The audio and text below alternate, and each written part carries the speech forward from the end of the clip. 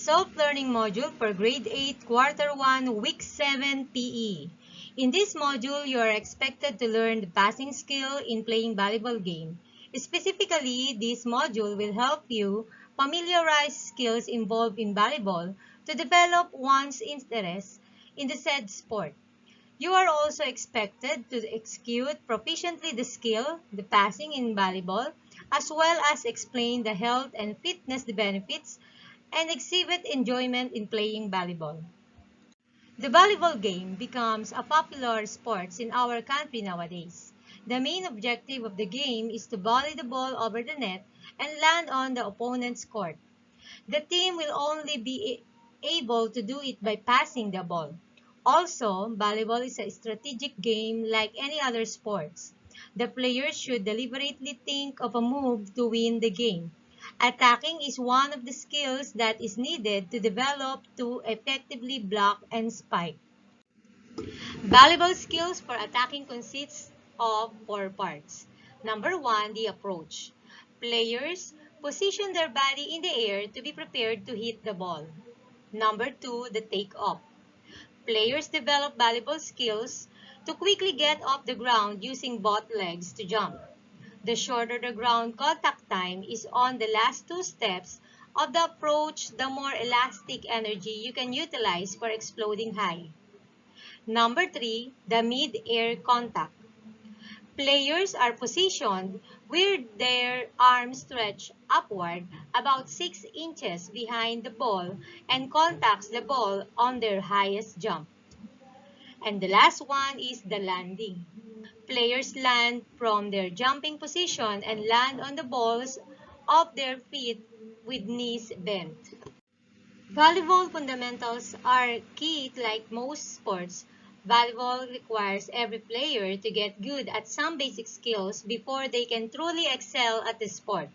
We have 6 basic or fundamental skills in volleyball: passing, setting, spiking, blocking, digging, and serving. Passing is simply getting the ball to someone else on your team after it's been served or hit over the net by the opposing team. It's commonly thought of as the most important skill in all of the volleyball because your team can't return the ball without a solid volleyball pass. It is also called receiving, which is used when the first contact of the team after the ball has crossed the net on a serve or other type of hit. There are 2 ways in doing a pass: the forearm pass and overhead pass. Forearm pass or bump is often used skill in the volleyball game. Remember, in making a pass or receiving the ball, you should be in a ready position. Your feet must be comfortably apart with your knees slightly bent. Overhead pass or toss, also called as setting, is putting the ball in position wherein the attackers may hit the ball towards the opponent's court. Remember to use your flexed fingers in contacting the ball and keep your arms and wrists relaxed. Your knees must be slightly bent. In doing a pass, ball control is a technique that should be developed. The coordination of your body parts is also important as well as the rhythm. Setting. The setter has the most important position on the team and is often the team leader for this reason. It's their job to make it easy for a teammate to get the ball over the volleyball net, preferably with a spike that the other team can't return. The setting motion gets the ball hanging in the air, ready to be spiked by another teammate with force. Spiking, a real crowd pleaser. Spiking is another volleyball skill that we need to acquire. This involves knowing how to control because we also need to avoid the ball touching the net. Spiking is the act of slamming the ball in a downward motion across the volleyball net to the other team's side of the court. When done well, spiking is very difficult to return. which is why it is an essential skill. A proper spike will help accumulate points quickly.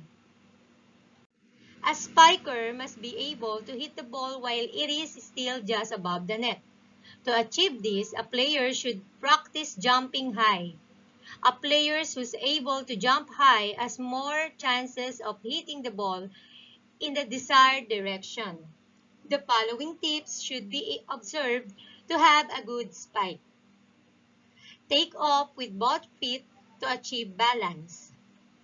Jump behind the ball to have a greater chance of hitting it. Avoid being too close with the net.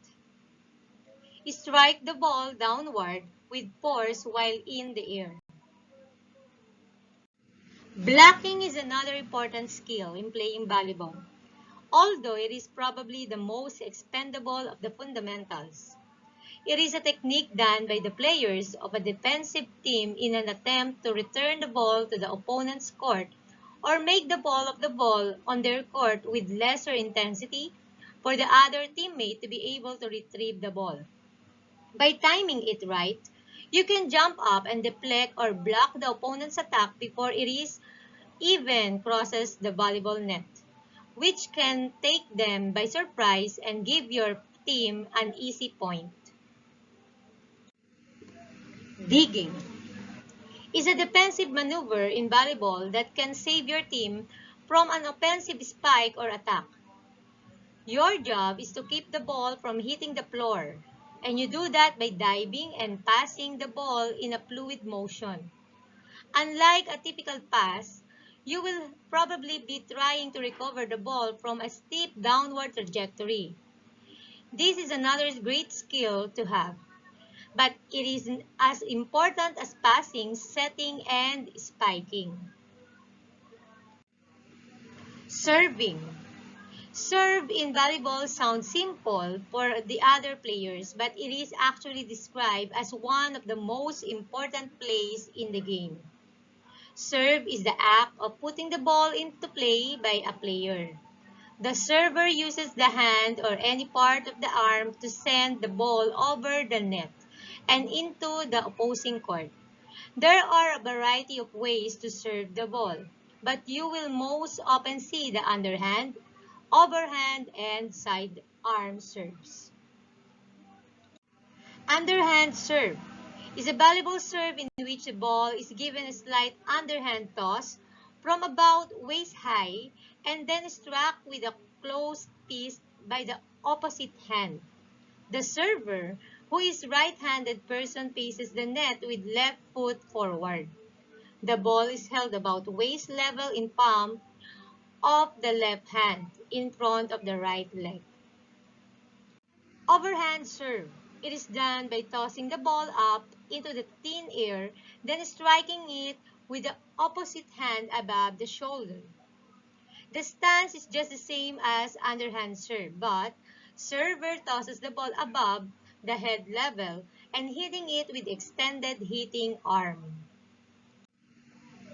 Side arm serve is a volleyball serve in which the ball is hit by an arm swing from the side. The ball held at shoulder level in palm of left hand stretch or half stretch. Shift weight from the right to left, then swings the arm forward, hitting the ball with a follow-through. Remember, in playing volleyball, the player should wait to the official signal and whistle before serving. Ball control is important in doing a pass. All players can serve except to a libero. A good receive and a good set will make a good attack. That is why passing is a very important skill in playing volleyball. All scores must be recorded, even the low ones, so that you will know what and how to enhance your exercises. Consider also your diet plan in your monitoring tool to ensure good results in your fitness goal.